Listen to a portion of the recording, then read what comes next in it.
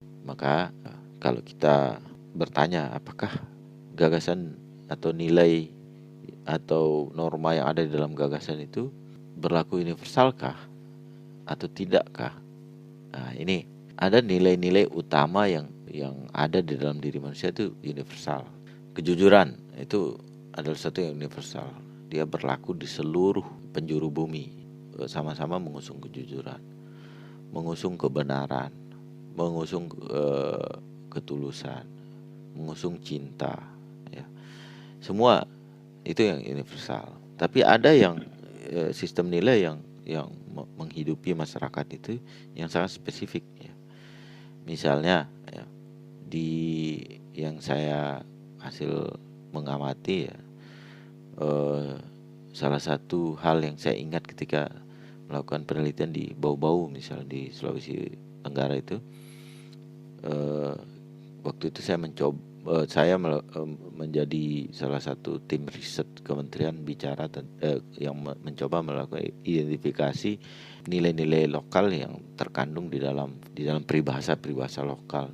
Salah satu yang saya paling ingat betul 5 hari melakukan riset di sana, yaitu ketika saya mendengar salah satu narasumber mengatakan bahwa menjadi perantau adalah satu hal yang dielu-elukan, diagung-agungkan di dalam komunitas itu, ya. Mereka memiliki prinsip-prinsip yang kuat dalam merantau, ya. Menurut mereka, ya, bahwa orang dewasa yang tidak merantau itu dianggap lemah, gitu ya, di dalam sistem tradisi mereka.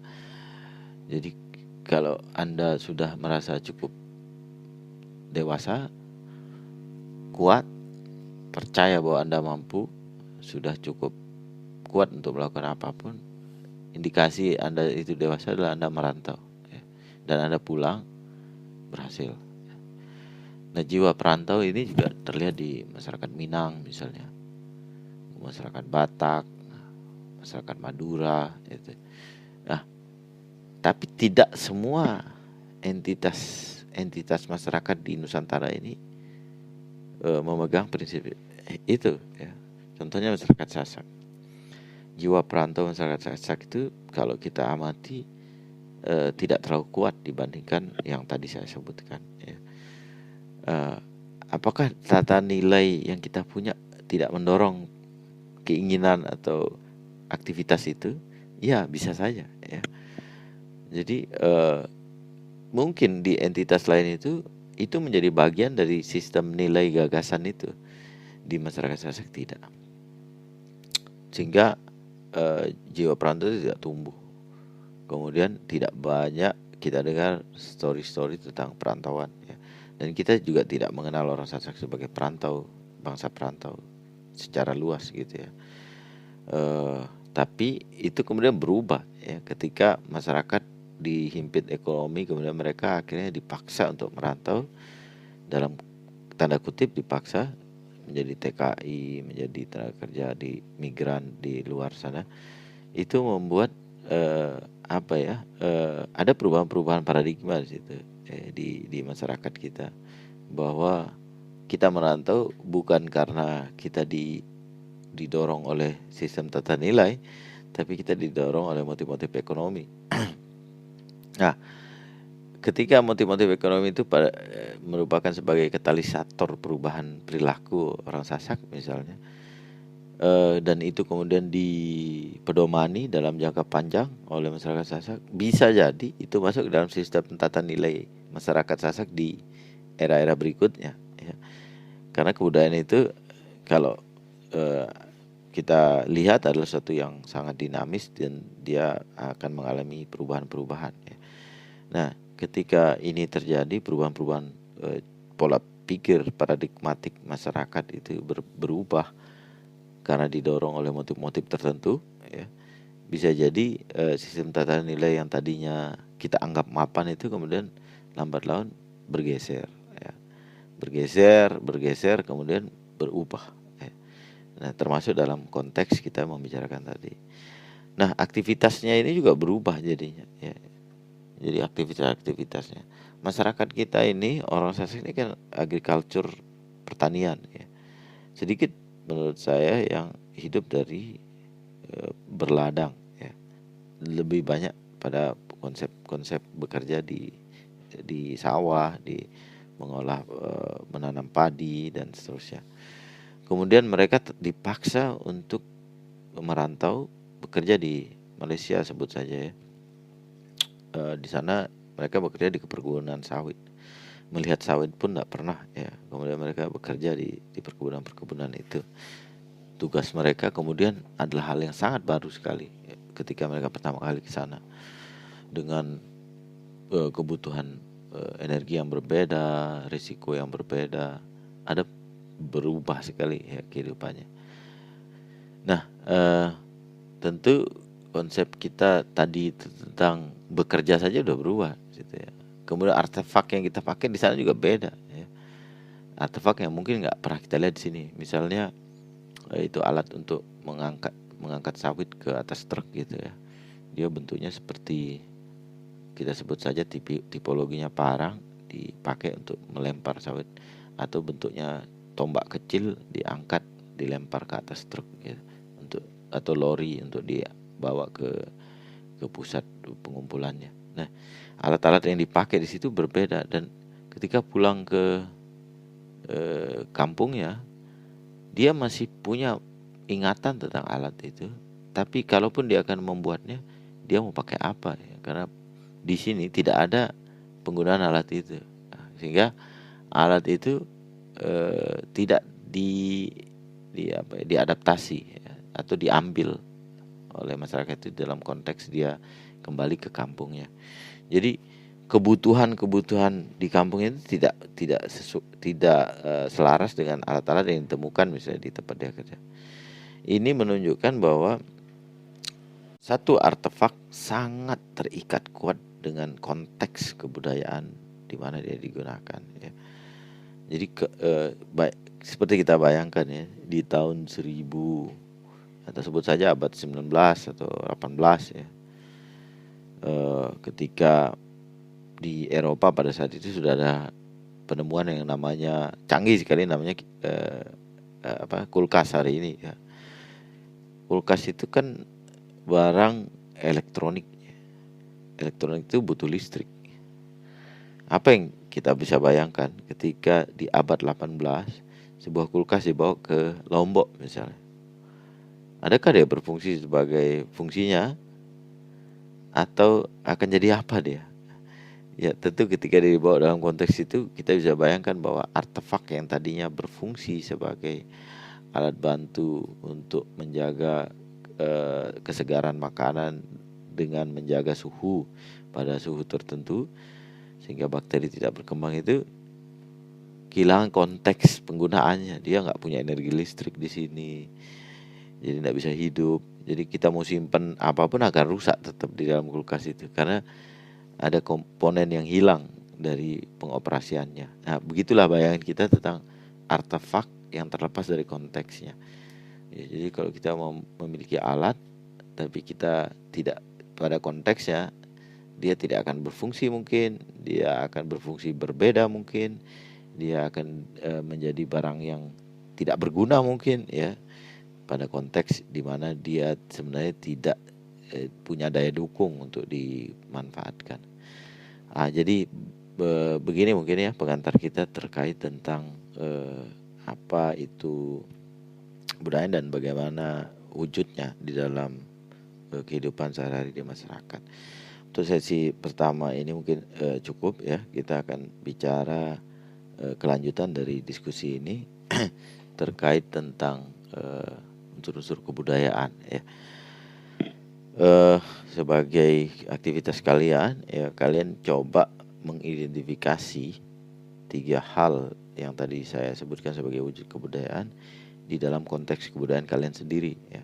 Apa bentuk gagasan di dalam kebudayaan kalian, apa bentuk aktivitas yang mencirikan kebudayaan kalian, dan mungkin salah satu atau beberapa artefak yang merupakan bagian dari gagasan kebudayaan di mana kalian berasal ya. Itu aja dulu ya, kita akan lanjut pada sesi berikutnya. Assalamualaikum warahmatullahi wabarakatuh. Oke, assalamualaikum warahmatullahi wabarakatuh. Kita kembali kepada kuliah kita kajian kebudayaan, ya, pengantar kajian budaya. Setelah kita berbicara tentang wujud-wujud kebudayaan, ya, kemudian potensi budaya pada sesi sebelumnya. Kali ini kita akan bicara tentang unsur-unsur kebudayaan. Pertama kita akan melihat unsur-unsur kebudayaan dari perspektif teorinya, ya, yang membangun yang melakukan kajian-kajian kebudayaan. Menurut banyak literatur unsur kebudayaan itu kalau diidentifikasi ada 7, ya, menurut teorinya. Pertama itu ada sistem bahasa. Mengapa sistem bahasa itu unsur kebudayaan? Bahasa itu adalah hal yang sangat fundamental dari kebudayaan. Saya tidak bisa bayangkan bagaimana sebuah peradaban bisa bekerja tanpa bahasa. Mengapa demikian? Hal yang paling sederhana yang kita bisa pikirkan, misalnya penamaan satu benda pun adalah bahasa. Misalnya jenis makanan yang bisa kita makan, yang tidak beracun, yang lezat, itu kita namai dia. Namai itu bahasa. Aktivitas kita untuk mengolahnya itu, menjelaskannya itu bahasa. Walaupun tidak dengan bahasa kita kenyang, tapi dengan bahasa kita belajar bagaimana mengolahnya. Atau dengan bahasa kita tahu di mana kita bisa menemukannya. Ya, kita bisa menandai tempat dengan bahasa. Kita bisa menandai orang, ya. Kasih nama orang itu adalah bahasa, ya. Kita bisa kembali ke titik di mana kita pernah berada hanya dengan bahasa, ya. Secara geografis kita tahu letak-letak itu, tapi bagaimana menandainya itu kerja kebahasaan semua, ya. Itulah keistimewaan bahasa yang membedakan manusia dengan hewan, ya. Makanya dalam kuliah linguistik biasanya saya tanya, apakah hewan menggunakan bahasa? Apakah hewan berbahasa? Kalau di pikiran kalian apa? Apakah hewan juga punya bahasa? Kalau yang kalian maksud bahasa itu adalah komunikasi, maka iya, hewan berkomunikasi. Tapi apakah itu menggunakan bahasa? Belum tentu. Dan jawabannya sebenarnya tidak, ya. Coba kita lihat keistimewaan bahasa, ya. Bahasa membuat saya bisa tahu kamu lagi marah atau tidak, Anda lagi senang, Anda lagi sedih, dengan bahasa. Kemudian dengan bahasa saya juga tahu apakah Anda berasal dari orang yang berpendidikan, apakah Anda berasal dari keluarga dengan ekonomi yang baik, apakah Anda berasal dari lingkungan keluarga yang seperti apa, ya. Bahkan dari bahasa juga kita bisa tahu, ya, jenis pergaulan yang kita jalani sehari-hari. Itu luar biasa bahasa. Dan bahasa juga bisa dengan gampang menjadi alat kita untuk mendapatkan apa yang kita inginkan. Bahasa juga memungkinkan kita untuk melakukan sesuatu. Jadi bahasa juga merupakan alat rekaman sejarah. Dia juga alat untuk melakukan peradaban. Dia juga menjadi sumber ilmu pengetahuan, ya. Karena pengetahuan itu direkam dengan sangat sempurna menggunakan bahasa, ya. Bahkan kita menjelaskan apa itu yang kita lihat itu menggunakan bahasa. Jadi begitu canggihnya bahasa. Dia begitu kompleks, dia merupakan sistem. Dia bukan sesederhana itu menjadi kata, menjadi itu enggak, itu bukan hal yang sederhana, ya. Bahasa itu adalah sesuatu yang istimewa, yang membuat manusia itu menjadi istimewa. Kemudian berikutnya unsur kebudayaan yang berikutnya adalah sistem pengetahuan. Yang kita sebut sistem pengetahuan sini adalah hal-hal yang kita anggap kita tahu, yang kita simpan dalam memori kita sebagai sesuatu yang memastikan, membuat kita bisa melaksanakan fungsi dan peran kita sebagai manusia, ya. Sistem pengetahuan ini pada prinsipnya adalah hal-hal yang menjadi dasar kita membuat keputusan-keputusan, melakukan aktivitas-aktivitas, mencipta sesuatu, ya, berdasarkan rekaman-rekaman kolektif dari pengalaman-pengalaman dari orang tua kita, nenek moyang kita. Kemudian kita dengan sistem pengetahuan itu kita bertahan dalam peradaban. Ya, contohnya ya, sistem pengetahuan yang mudah sekali kita cari di sekitar kita. Ya. Kita bisa dengan cepat memutuskan tanaman apa yang bisa kita gunakan untuk obat sakit perut. Nah, itu sistem pengetahuan yang mengaturnya. Ya. Kita juga dengan mudah menentukan treatment atau perlakuan apa yang harus kita berikan kepada anak yang demam misalnya. Ya. Di masa dulu tuh misalnya ada semacam boreh atau ramuan-ramuan dibuat dari macam-macam lah, dari tumbuhan-tumbuhan itu ya.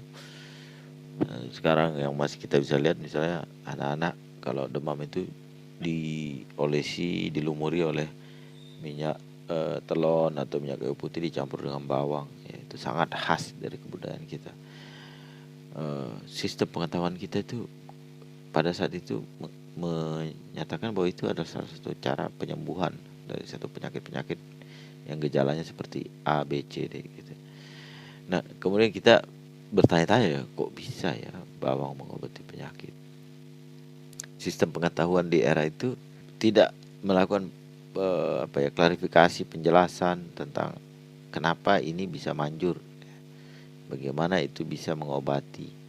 Karena kita cenderung pada take it for granted, ya, kita ambil apa yang kita dicontohkan dan kita lakukan apa yang kita diberitahukan oleh leluhur atau orang tua kita, ya, melalui sistem pengetahuannya.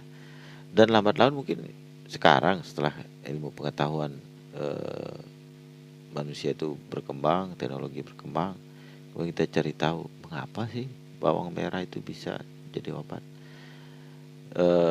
Setelah diteliti oleh para ahli, misalnya ditemukan bahwa dia mengandung antioksidan, misalnya dia mampu membunuh racun atau dia mampu mencegah berkembangnya bakteri, misalnya, bahkan mungkin virus, mungkin kita nggak tahu ya. Secara ilmu pengetahuan ternyata ada indikasi bahwa salah satu manfaat dari bawang merah misalnya, dia memiliki unsur yang bisa mematikan perkembangbiakan bakteri misalnya. Itu kan hal yang kita tidak bisa jelaskan tapi kita lakukan di masa lampau, ya. Misalnya orang sakit perut, ya, kemudian disuruh makan jambu batu gitu. Bayangan kita supaya supaya dia bisa melakukan membuang kotoran yang keras seperti batu gitu, ya. Itu sederhana itu yang kita pahami dan kita lakukan saja, ya. Daunnya kita minum, kemudian lain-lain, ya. Sistem pengetahuan yang lain misalnya tentang sistem penanggalan tradisional, itu salah satu yang menarik dan saya termasuk bersama teman-teman mempelopori penelitian di bidang itu di konteks di atas abad 21, di abad 21, ya. Kita mengkaji bagaimana sistem pengetahuan itu ternyata hidup lama sekali di masyarakat Sasak misalnya, tentang sistem penanggalan ruwet misalnya.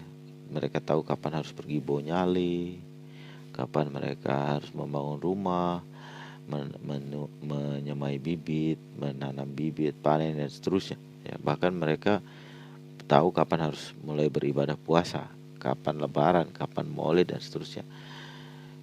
Saya kalau dengan pemikiran hari ini, ya, dengan pengetahuan kita hari ini, mungkin Anda tidak akan bisa menemukan bagaimana caranya, ya, orang dahulu tuh tahu kapan dia puasa. Kalender belum ada. Ada di masyarakat kita, ya, bukan di, kalau kalender yang kita kenal hari ini itu kan yang konvensional ini kan sudah berkembang di Yunani kuno, sudah berkembang di tempat-tempat lain, di peradaban-peradaban lain. Tapi di masyarakat kita kan hal yang termasuk relatif baru ya.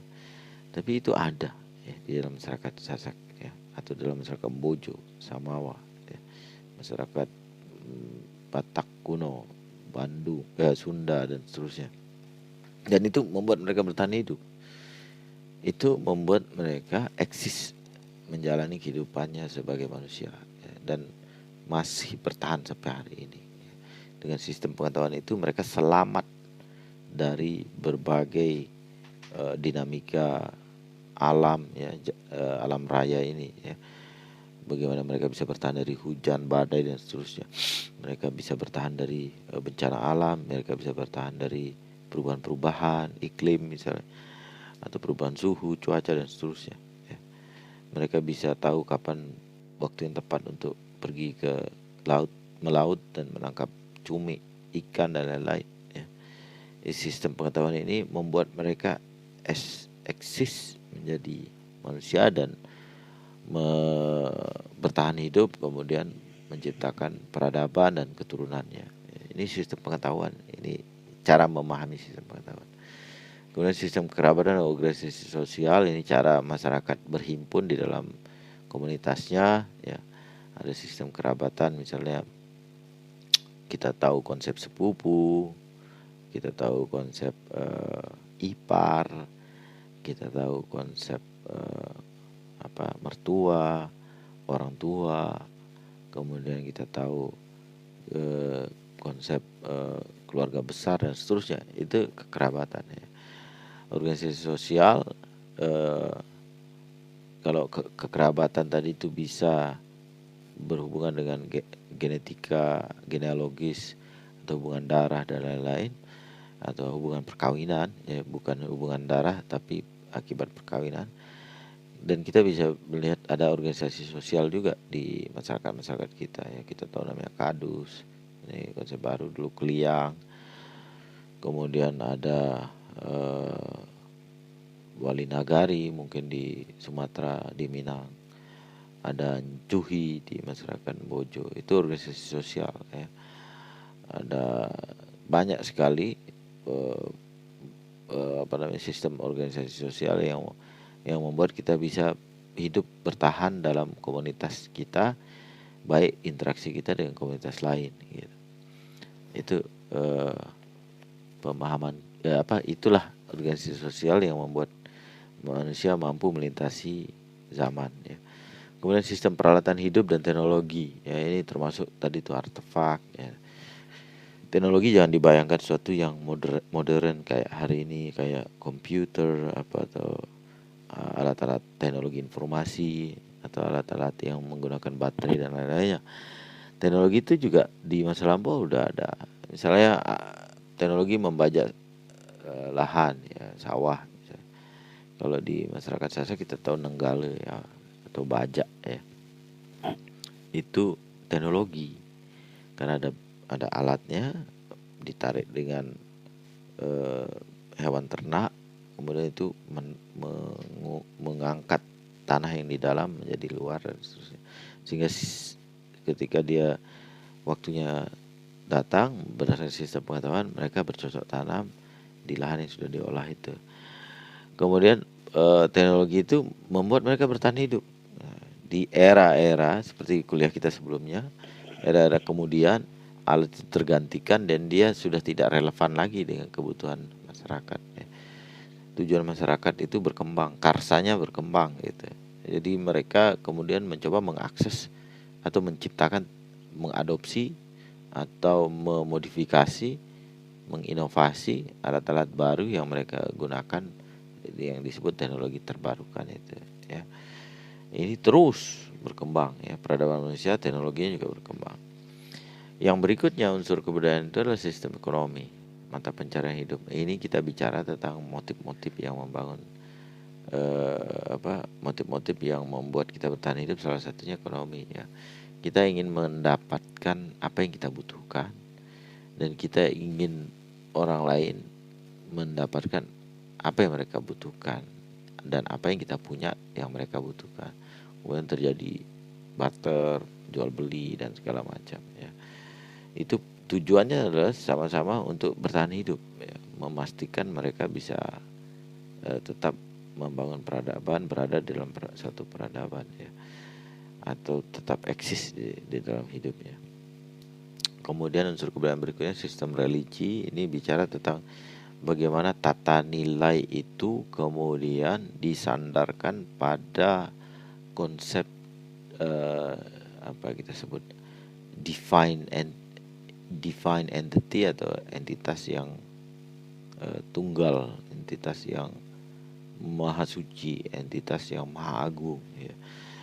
Jadi sistem religi ini mengatur peradaban manusia untuk menjadi sangat patuh pada hal-hal yang bersifat kebenaran yang dijunjung tinggi oleh masyarakat, ya. Kita sebutnya, kita sederhanakan ini pembicaraan sistem religi itu adalah bagaimana orang di bumi, ya, masyarakat atau manusia di bumi ini merasa bahwa pemilik jagat raya ini merestui apa yang dia lakukan, mengatur apa yang harus dia lakukan, bagaimana dia melakukan, siapa dan seperti apa dia melakukan, itu diatur oleh sesuatu yang sangat agung, sangat paripurna, sangat kuat, ya, sangat tunggal dan abadi, ya. Itu sistem religi itu mengatur, mengontrol pola hidup masyarakat itu dengan menggunakan konsep ketuhanan itu, ya, religi itu, ya, bahwa semua itu ada yang mengatur dan ada yang akan memintai pertanggungjawaban atas apa yang kita lakukan, sehingga manusia mencoba mempraktikkan hidup sebaik-baiknya dalam rangka mencapai hidup yang sentosa tadi atau sejahtera dan seterusnya. Namun aturan baku yang sangat kuat di masyarakat itu adalah sistem religi ini, yang membuat anggota masyarakat tidak berani menjadi pelanggar janji, pendusta, pencuri dan seterusnya, sehingga bisa mencegah kerusakan-kerusakan melalui sistem religi itu. Jadi sistem keyakinan ini kemudian mengikat satu sama lain, ya, menjadi salah satu yang kita sebut sebagai suatu yang direktif, ya, satu yang perintah yang tegas yang diatur oleh bukan manusia tapi oleh sistem keyakinan, ya. Jadi sistem keyakinan ini juga termanifestasi di dalam gagasan, di dalam tindakan, di dalam artefak, ya. Contohnya tadi, ya, kitab suci itu artefaknya, kebiasaan membaca Al-Quran itu adalah aktivitasnya, kemudian gagasan yang mengaturnya adalah semakin kita sering membaca kalam Allah atau firman Allah, maka kita semakin dekat kepada Allah dan kita akan dapat ridho, kita akan terberkati atas aktivitas itu. Nah, konsep-konsep gagasan itu yang kemudian